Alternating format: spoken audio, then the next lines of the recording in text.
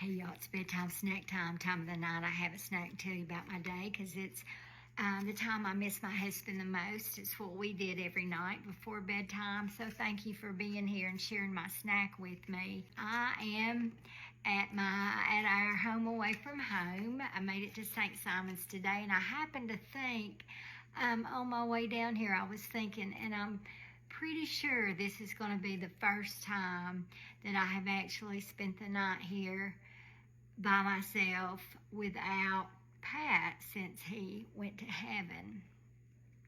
I've been back a few times with my daughter, with my kids, but I have not, and I've been back, but I've been with girls on a girls trip, and I've stayed at my friends. So, yeah, but it's okay. It's okay. And my bedtime snack time's not going to be all about melancholy, I promise. For my snack tonight, y'all don't have much here because I didn't really feel like stopping at the store. I did bring a few things, but I haven't been in too long. But my brother-in-law and sister sent me 2 cartons of these. I'm supposed to share them, but, well, I'm sharing them with my kids this week, and that's who they wanted me to share them with. I've almost ate this whole one by myself. These are the sweetest blueberries picked off his blueberry bushes, and they are really good. So I'm just sitting here eating handfuls of blueberries. If I get hungry in a little bit, I can make me a sandwich on a hot dog bun. You ever do that? Comment below. Not have bread, so use a hot dog bun or a hamburger bun.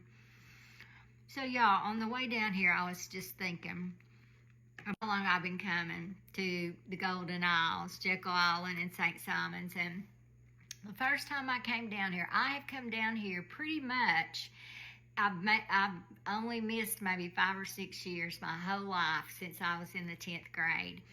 And it started, I grew up in Chattanooga in a little area called Red Bank, and my best friend there moved from Red Bank to Decatur, Alabama when we were in the 10th grade, and I used to go see her on the Greyhound bus is how I would get to Decatur, Alabama to see her.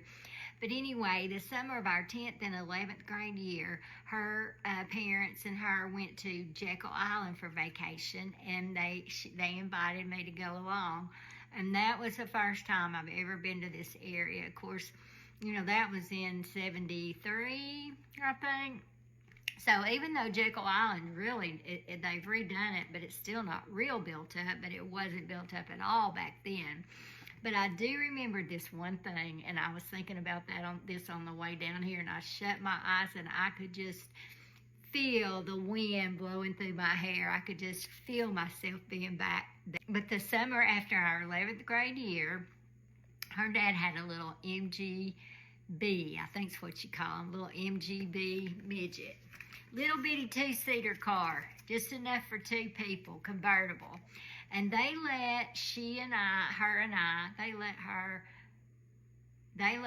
I think that's good grammar, I hope, drive along with them. You know, they were in their car, and they let us come to Jekyll Island in that MGB midget for the week. And I am going to tell you, if we didn't think we were hot stuff, woo, that coal wasn't burning. And we had the best time in that car.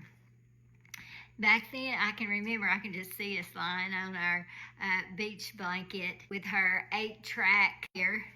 And we were, what hot back then would have been, we were listening, I remember, to Bread, B.J. Thomas, and John Denver were the big things that summer. And I just remember that so well.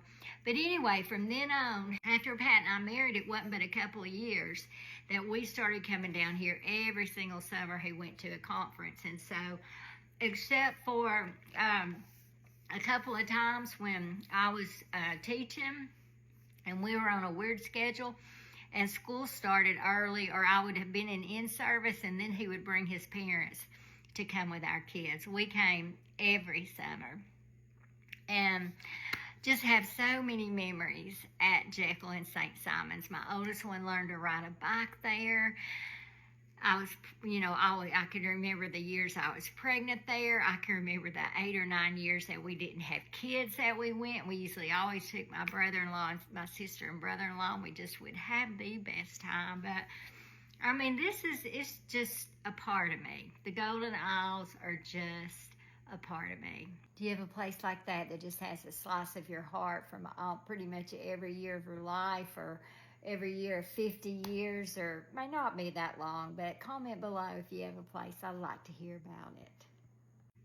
And that's why I think it was so special to Pat too, because it just is a huge slice of our life from every summer, pretty much from the time we married until the time that he left. So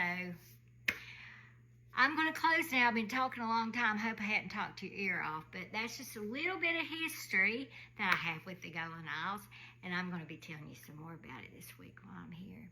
So thanks for being here, friends. I'll talk to you